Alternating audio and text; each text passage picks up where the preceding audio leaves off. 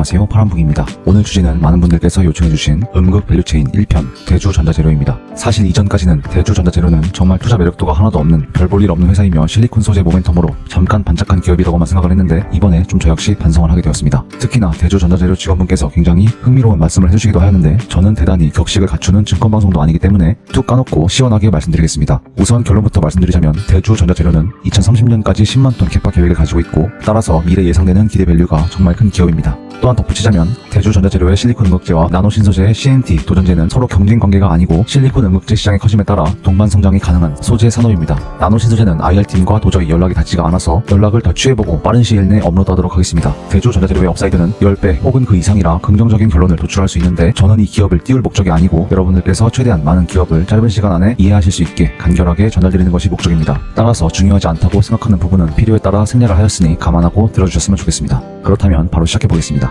서론격인 기업 소개는 빠르게 다루겠습니다. 대주전자재료는 한마디로 실리콘 음극재를 직접 만드는 회사입니다. 그 외 영위하는 사업부들이 있지만 투자 관점에서 주목해야 할 부분은 당연히 실리콘 음극재입니다. 실리콘 음극재는 기존 흑연 음극재보다 에너지 밀도가 10배가량 높은 어떻게 보면 음극재 분야의 게임 체인저라고 볼 수 있는 소재입니다. 안정성은 기본이고 그 다음 배터리 산업에서 핵심은 누가 뭐래도 에너지 밀도입니다. 에너지 밀도가 높아야 차량 경량화에도 도움이 되고 같은 무게의 경우에는 1회 안충 시 밀도가 높아야 주행거리가 훨씬 길어지기 때문입니다. 어떤 전문가라는 사람이 차가 무거워야 겨울철에 바퀴가 헛돌지 않으니 무거워야지 좋다는데 어떻게 공개적으로 이런 말을 할 수 있는 건지 참 제가 낯이 좀 뜨거울 지경입니다. 어쨌든 이러한 이유로 에너지 밀도의 배터리 기업들이 사활을 거는 것이고 신소재인 실리콘 음극재는 SNE 리서치 조사 자료에서도 확인할 수 있듯 향후 시장 전망도 대단히 밝습니다. 제가 챗GPT로 파악한 내용인데 이전에 제가 조사했을 때 실리콘 음극재가 흑연 음극재보다 밀도가 10배 높고 가격도 10배 비쌌다는 데이터보다 단가가 그래도 많이 내려가서인지 가격 차이가 약 5배까지 줄어들었습니다. 대주전자재료의 실리콘 음극재의 경우 현재 60에서 70달러 정도의 가격대를 보이고 있습니다. 사실 실리콘 음극재는 워낙 잠재 밸류가 뛰어난 사업군이라 대주전자재료만 하고 있는 것은 아니고 SKC가 투자하고 있는 넥시온과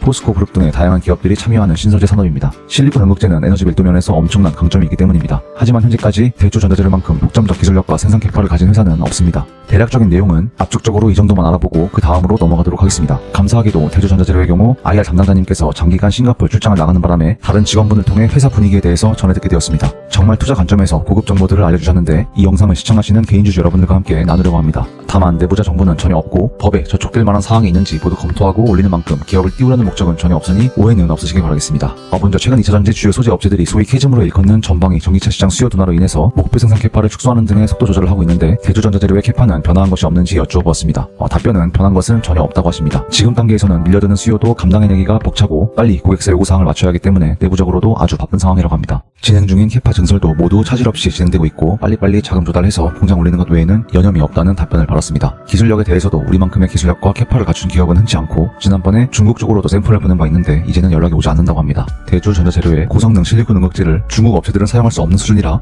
걔들은 어쨌든 여기까지만 말씀드리겠습니다. 개인적으로 2차전지 업계 전반적인 분위기가 좋지 못한 상황 속에서 이 정도로 실적 선방을 보인다는 것 자체가 엄청난 성과라고 생각합니다. 부진한 시장 상황에서 홀로 이러한 성과를 낸다는 것은 향후에는 주도주의 가능성까지 가진 기업이라는 말을 시사합니다. 어쨌든 그렇다면 그 다음 질문으로 넘어가겠습니다. 자금 조달에 대해서 여쭤보았는데 담당자님께서는 이미 정부 지원도 받기로 합의가 끝난 상황이고 모든 준비가 끝난 상황이라고 밝혔습니다. 또한 실리콘 음극재 매출이 당장 안 나와도 다른 사업부들에서 다 커버를 쳐줄 수 있고 그러한 영향이 되기 때문에 큰 걱정이 없는 상황임 역시 알려주셨습니다. 그 어떤 차질 없이 모두 순탄하게 진행 중이고 사업 확장 계획에 걱정할 사항은 아무것도 없는 상황입니다. 예상과 다르게 너무 뜻밖의 답변이라 개인적으로도 많이 놀라웠습니다. 2분기 실적 발표 자료를 보니 가동률이 막 엄청 잘 나오고 매출이 미친듯이 증가하는 것이 아니기 때문에 이 부분도 여쭤보았는데 여기에 대해서도 굉장한 자신감을 밝히셨습니다. 어차피 대주전자재료가 목표하는 시점은 지금 당장 한두 분기 1, 2년이 아니고 계획하는 타임라인이 더 길기 때문에 최근 실적이 조금 둔화된다고 해도 신경 쓸 바가 아니라고 하십니다. 물론 주가는 시장의 어떠한 상황에 의해 결정되는 것이기 때문에 그건 잘 모르겠다고 말씀하십니다. 그러나 당장 실적에 크게 개의치 않는다고 하시긴 했지만 대주전자재료의 재무 상태는 투자 관점에서 상당히 괜찮은 모습을 보이고 있습니다.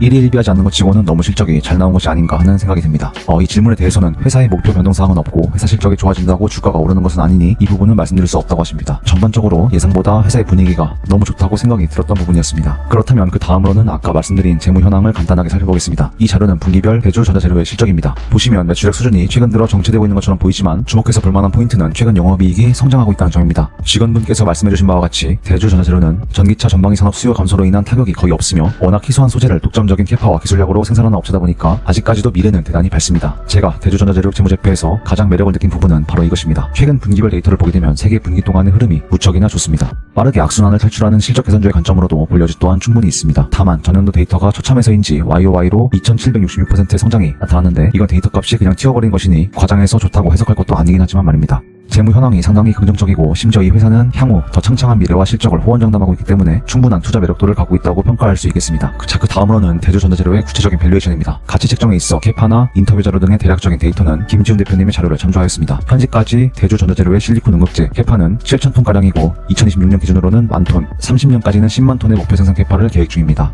아까 말씀드린 바와 같이 대주전자재료는 전기차 전방위 산업 수요 둔화에도 불구하고 목표치를 하향 조정하지 않고 유지하는 모습입니다. 우리 투자자들은 기본적으로 기업의 목표와 비전을 믿고 투자합니다. 어려운 상황 속에서도 굳건히 버티는 이러한 성과는 투자 의사결정에 있어 반드시 긍정적으로 반영해야 할 상황입니다. 시장이 어려울 때에도 선방하고 있는데 섹터 전반의 분위기가 좋아진다면 이 기업은 날아다닐 가능성 또한 존재합니다. 그렇기에 시장 상황에 따라 투자 아이디어를 처리할 만큼의 충격적인 사건이 발생할 리스크가 상대적으로 매우 낮다고 평가할 수 있습니다. 실리콘 응급제의 현재 킬로그램당 단가는 60에서 70달러 수준인데 대주전자재료 측에서는 향후에 26년에서 27년 무렵에는 이 단가를 절반 정도의 30달러 수준까지 낮추겠다는 인터뷰를 한 바 있다고 합니다. 매출 단가가 떨어지는 것은 어떻게 보면 매출액이 줄기 때문에 나쁘다고 보실 수도 있지만 기술 혁신으로 단가를 낮추는 건 부정적인 시그널이 절대 아닙니다. 어떠한 기업이 기술 개발에 성공해서 독보적인 가격 혹은 성능을 가진 신제품을 출시를 한다면 그 시장을 쓸어버릴 수도 있습니다. 대주전자재료가 킬로그램당 단가 30달러 수준의 실리콘 응급제 양산화에 성공한다면 사실상 이 기업을 따라올 경쟁자는 없습니다. 게다가 김지훈 대표님 말씀처럼 흑연계 응급제보다 밀도가 10배가량 높은 실리콘 응급제 가격이 겨우 30달러라고 한다면 8에서 10달러의 흑연 응급제를 쓸 이유가 없어집니다. 현재로서도 실리콘 응급제 분야에서 매우 우수한 기술력을 갖춘 대주전자재료가 압도적인 제품 단가를 구현하는 기술 수준까지 도달하고 아울러 10만 톤 캐파까지 갖추게 된다면 실리콘 응급제 시장은 대주전자재료가 독식하는 판이 될 수 있습니다. 사실 흑연 응급제 파이까지 잡아먹게 된다면 응급제 분야에서 원탑이 될 수도 있습니다. 게다가 목표 생산 캐파는 상황에 따라 향후에 더 사용될 수 있기에 상방을 10만 톤으로 제한할 것도 아닙니다. 실리콘 응급제 킬로그램당 단가가 30달러라면 압도적으로 저렴한 제품이기 때문에 생산되는 10만 톤 물량 대부분이 판매될 것이고 따라서 일단 4조 매출을 바라볼 수 있습니다. 규모의 경제를 달성하고 독보적인 영역을 구축한다는 전제하에 25%의 영업이익률은 충분히 적용할 수 있다고 판단합니다. 실리콘 응급제 단가를 30달러까지 낮춘다면 25%보다 마진율이 더 개선될 수도 있지만 너무 꿈같은 수치는 넣어두고 일단 현 시점 납득 가능한 수치만을 권하겠습니다. 결과적으로 계산한 영업이익에 멀티플 20배수를 부여하면 16조 원의 시가총액 가치를 가늠해볼 수 있겠습니다. 사실 이렇게 독보적인 영역을 구축한 회사는 영업이익 멀티플 20배가 아니고 PER로 100배 넘게 받을 여지도 있습니다. 영업이익 멀티플 20배수는 독점적 지위를 가진 회사에게는 너무 가혹한 밸류 책정이긴 하지만 조금은 보수적으로 책정하도록 하겠습니다. 어쨌든 10만 톤 캐파에 대한 순이익이 얼마나 나올지 정확하게 알 수는 없지만 영업이익의 70% 정도만 당기순이익으로 찍힌다고 해도 이 경우 60조가 넘는 시총도 예상해볼 수 있겠습니다. 결론적으로 대주전자재료의 핵심은 다음과 같습니다. 대주전자재료는 전기차 수요가 둔화되는 어려운 상황 속에서도 굳건하게 독점적 소재의 지위를 잃지 않고 오히려 매우 호실적을 보이고 있습니다. 또한 계획을 축소할 법도 한데 전반적인 회사 분위기는 충격적이게도 매우 좋은 상황입니다. 위기 상황에서 빛을 발하는 이러한 기업은 전반적인 시장 상황이 좋아진다면 거의 날아다닐 것이고 목표 캐파를 갑작스럽게 크게 축소하는 등 최초 투자 아이디어를 철회할 만큼 충격적인 사건이 발생하는 리스크가 적다고 할 수 있겠습니다.